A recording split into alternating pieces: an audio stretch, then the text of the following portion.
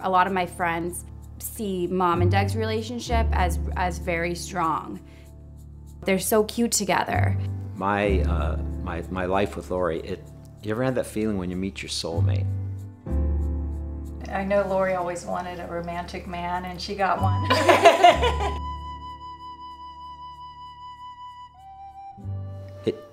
It takes a while to emerge, that's for sure, to understanding that something really might be wrong.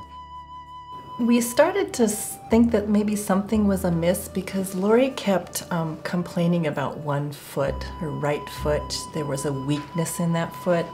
We had jetted off with some friends to Chicago for a Bruce Springsteen concert. We're cruising through downtown, lots of stuff to see, and I had to keep coaxing her. I said, come on, Lori, catch up. Come on, what's taking so long? It's not like her not to be able to keep up with me and try to explore every nook and cranny. And that was the first time we needed to slow down just a little bit. And I realized something's not quite right. She went through periods of having suspicions of having her body not work the way she wanted it to. When I talked to Lori about it, Lori was just saying, oh, it's, I've been to see a bunch of people and it's foot dropsy. I just have this issue with one foot. And I was thinking, oh, foot dropsy, that's kind of odd. She had an incident walking the dog and limped for a while. And then the limp never recovered. I was sitting at my desk and I got a phone call from her. And she said, Doug, we need to talk. When you get home from work today, we need to talk. And I was like, oh my God, what have I done wrong? It didn't even dawn on me this had anything to do with the ankle problems and the leg problems. I was like, oh, I've done something wrong. I've done something to hurt her. I'm not telling her I love her enough. And so I forced her right there on the spot to tell me what was wrong. It was too disturbing to me. And that's when she said she'd heard for the first time that the doctor felt like he needed to screen her for ALS. And my first reaction was, what's that? And she said, it's bad. Lou Gehrig's disease. And I was like, okay, how bad? And she said, quite bad. She's crying quite a lot now at this point.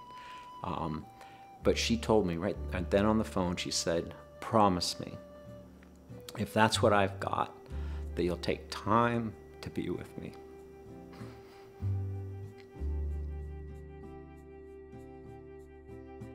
And I was like, absolutely, of course I do that. What would you like me to do? And she says, I would like you to take time away from work so we can be together and we can travel and see the sights and explore at our own relaxed pace.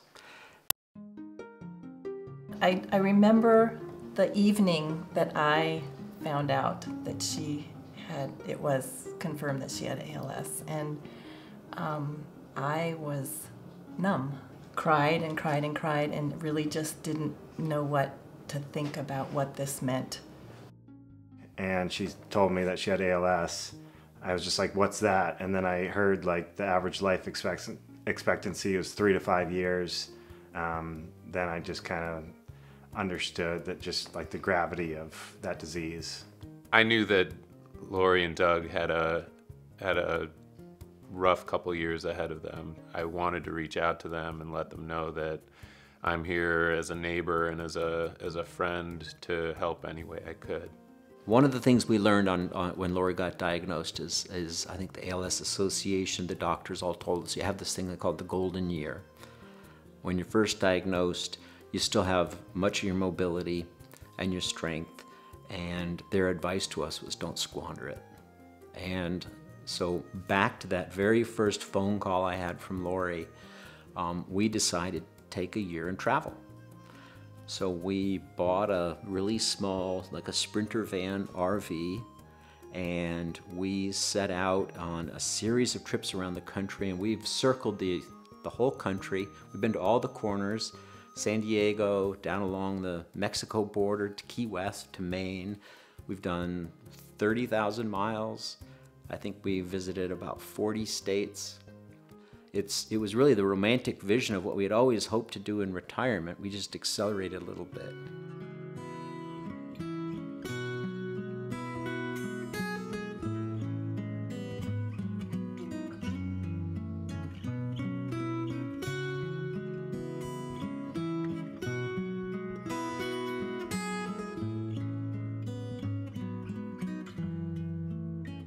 The single best memory of the travel was the change in mindset over the course of it. When we first set out, I was still very much the I want to see everything, do everything mindset.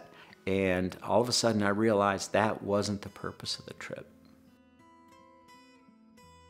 It's been challenging to watch the progression of ALS. Most recently, that she needs a wheelchair to get around in, and now has a caregiver in her home. The services the ALS Association provide are invaluable. I don't know how we could go through this without them. It's been logistical support. How do you deal with Medicare, disability, modifying the home? It's been emotional support, and not just for Lori, but for me in the caregiver role. That's been really, really helpful. And then with the durable equipment, there's a lot of things we need that honestly we don't even know we need. We don't even know they exist. So equipment for making showers easier, making eating easier. It's just so nice to have that kind of resource available to us and anticipating what might be helpful.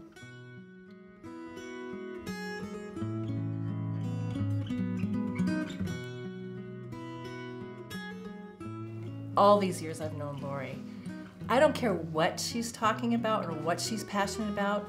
When you are with Lori, she is just like this sunshine that comes into a room.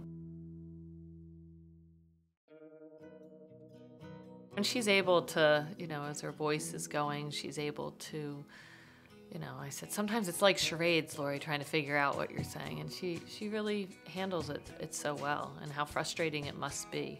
As she says, I'm just learning to be a better listener.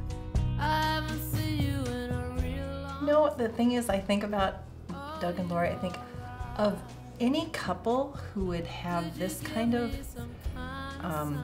challenge before them. They're a couple that embraced it as an opportunity to live a really good life for as long as they could. And boy, have they have taught us so much. Their personalities are still very much the same. So she's taking this diagnosis and she's still very positive, and she's very happy. And you can see that in him too. I mean, I think they try to make the most of every single day. That's one thing that I appreciate about the friends we have, and that they understand that we need to celebrate life. We need to appreciate the moment. And people around us adopted that same attitude. This disease needs resources, it needs attention. We need to fund the research, and we need to deliver hope for others.